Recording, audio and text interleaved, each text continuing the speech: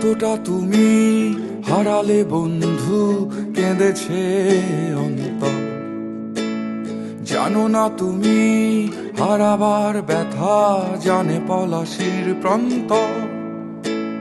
কতটা তুমি হারালে আনাস 24-এর একজন অকুতোভয় যোদ্ধা।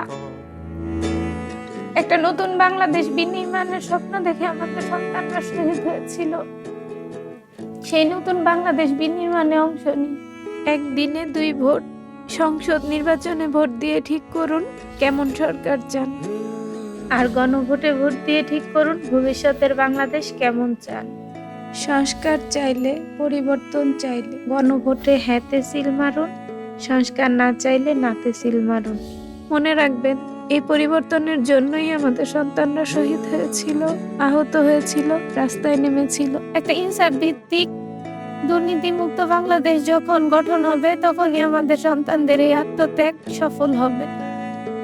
দেশের চাবি আমাদের হাতে।